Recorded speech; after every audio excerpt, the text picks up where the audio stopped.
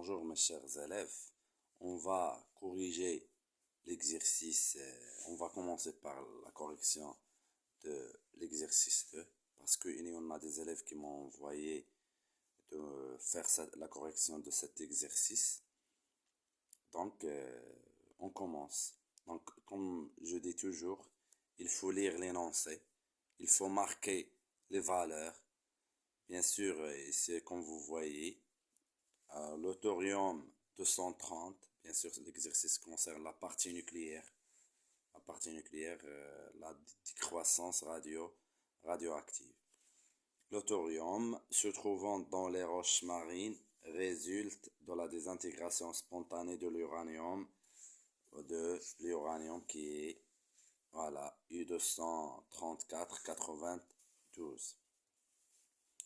Bien sûr, c'est pourquoi le thorium et l'uranium se trouvent dans les roches marines en proportions différentes selon quoi? Selon leur date de formation. La constante radioactive de l'uranium lambda égale à ça en moins 1. Donc très bien. La première question, c'est quoi la première question? Donnez la composition du noyau. Le nucléide est radioactif et se transforme en un nucléide de thorium. Écrire l'équation de désintégration, voilà, écrire l'équation de désintégration de cette et déduire le type de la désintégration. Donc très bien. Donc on peut lire la question, mais cette question c'est la suite ici. Donc on répond à la première question. C'est quoi la première? La composition de. Donc, premièrement, c'est comme ça, la composition de l'uranium 234-92. On a dit dans le cours, si vous voulez le cours, la décroissance radioactive, partie 1 et partie 2, vous pouvez trouver le chapitre en complet. Donc, la composition, on donne le nombre de protons, voilà, sous forme d'éthéré, et le nombre de neutrons. C'est bon. Le nombre de protons, il est là, 92. Nombre de neutrons, c'est ça moins ça. Nombre de nucléons moins le nombre de protons. Moins 92. Égale à quoi? 4 moins c'est 2. 13 moins c'est 4. 2 moins 1 c'est 1. Voilà la composition. Deuxième question. L'uranium dans thorium. Écrire l'équation et donner le type. Donc, l'équation de la désintégration. L'équation de la désintégration, uranium donne, uranium 234, 92, donne quoi? Thorium 230, 80. Normalement, pour réussir à écrire l'équation et gagner les points, donc ici je vais écrire x à z. Je vais appliquer les lois de conservation, bien loi de Sauty. Loi de conservation de quoi? De nombre de, toujours on commence par les nucléons. Il va nous donner quoi cette 234 égale à 230 plus A. Donc je vais faire passer ça vers l'autre côté. Donc on aura 234 moins 230 égale à A. Donc A égale à 4. Voilà. Et après, loi de conservation. De quoi s'il vous plaît? Loi de conservation de nombre de protons. C'est-à-dire quoi? 92 égale à 90 plus Z. Donc je vais passer. Donc on aura 92 moins 80 égale à Z. Donc Z égale à 2. Donc l'équation finalement, comment on va l'écrire? Cette équation, comment va-t-on l'écrire s'il vous plaît? Donc on va l'écrire sur la forme suivante. U 234 92 donne quoi? Thorium 230 90 plus, alors voyons voir, soit A il est 4 et Z c'est 2. Normalement, qu'est-ce qu'on a écrit qui a 4 et 2? C'est hélium He. Et le type, pas oublier le type, hein. Le type c'est alpha. Voilà la question, la deuxième question. Alors, comme vous voyez ici, c'est simple, hein.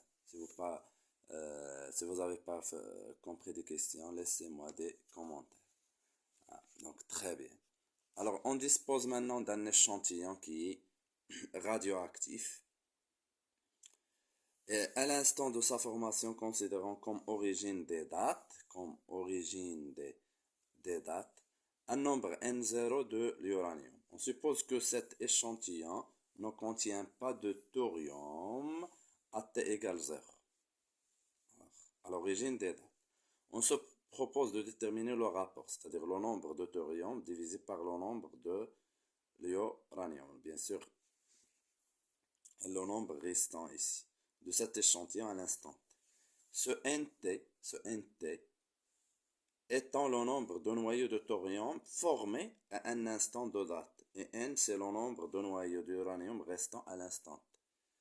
Très bien. En se basant sur la loi de décroissance, trouvez l'expression du nombre de noyaux de thorium NT en fonction de... Très bien. Donc, ici, je vais vous schématiser les données. Donc, les données, bien sûr, on a à T égale 0 un ensemble de noyaux de quoi? C'est N0 de quoi? De l'uranium. Après, l'uranium, il va nous donner quoi? Il va former le thorium, un ensemble de noyaux de thorium, TH. Ce TH, c'est le nombre formé qui est noté NTH dans cet exercice. Bien sûr, puisqu'il donne ça, il reste un nombre de noyaux restants de l'uranium. Comme si vous voulez bien revoir ça, il se trouve dans la loi de décroissance. Voyez la vidéo que j'ai fait pour cette partie. Loi de décroissance. La décroissance radioactive, je pense, c'est la partie 3. Donc, on a un nombre N0. Donc, le nombre N0, il va nous donner un nombre formé de thorium. Il reste un nombre N de U. De telle façon à ce que ce N0 égale à quoi? C'est N restant d'uranium plus N formé de thorium. C'est clair? On cherche ce NT. Donc je vais faire passer ça vers l'autre côté. Donc on aura N0.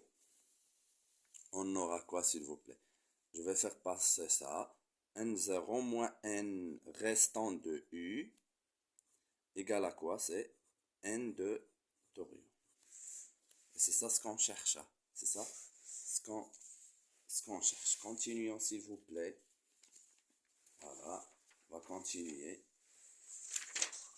dans cette partie comme ça. Voilà.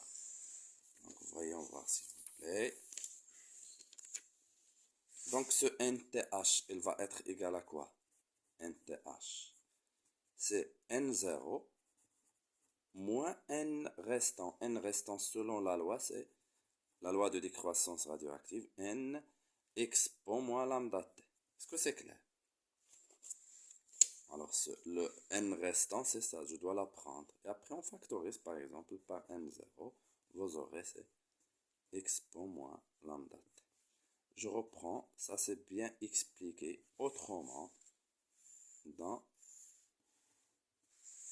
l'autre vidéo, la décroissance radioactive partie 3 ou bien partie 3.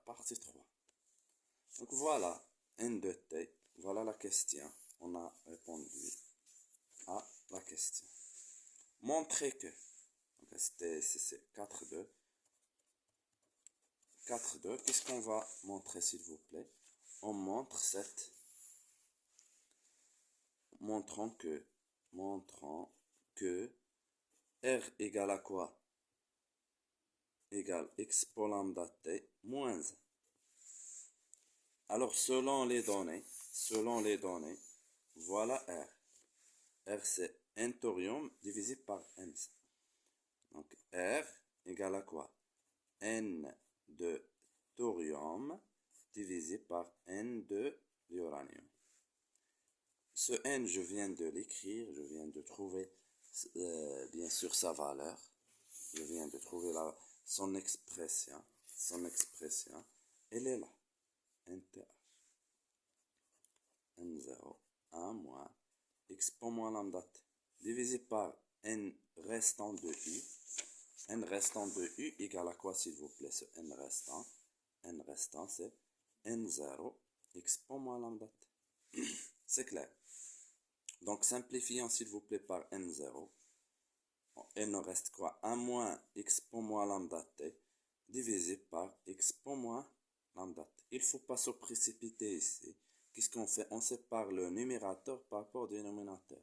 Donc, on aura toujours ici, c'est R. Donc, il va être 1 sur ça, expo moins lambda t, moins expo moins lambda t divisé par expo moins lambda t. Alors, je vais faire monter ce expo moins lambda t vers le numérateur. Donc, il va être expo lambda t.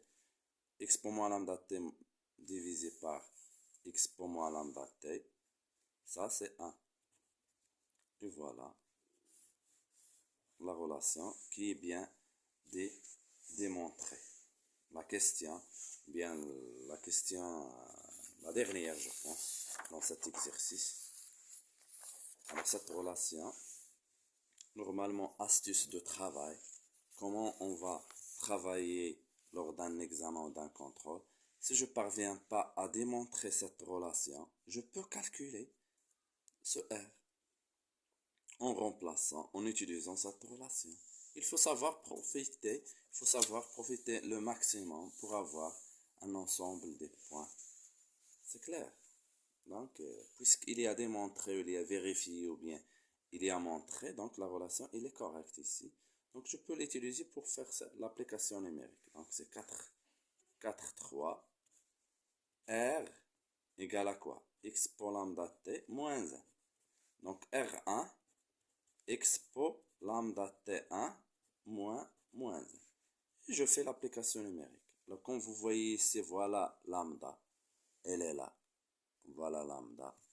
Donc, je vais faire expo. La valeur de lambda, 2,823 fois 10 moins 6 fois T1. Et ce T1, 2 à la puissance 5 en, puisqu'ici ici en moins 1, c'est pas la peine de convertir. Donc, on aura c'est fois 2 à la puissance 5 moins 1. Utilisons la calculatrice, vous allez trouver la valeur de R1, c'est 7,59 fois 10 moins 1. C'est clair? Donc, la prochaine fois, on va essayer de répondre à cet exercice qui est là. Il y a plein de courbes ici. On peut, bien sûr, on peut répondre à cette question. On peut répondre à cet exercice de diagramme d'énergie. Il y en a 2. Donc, si vous avez des questions, laissez-moi un commentaire et à la prochaine.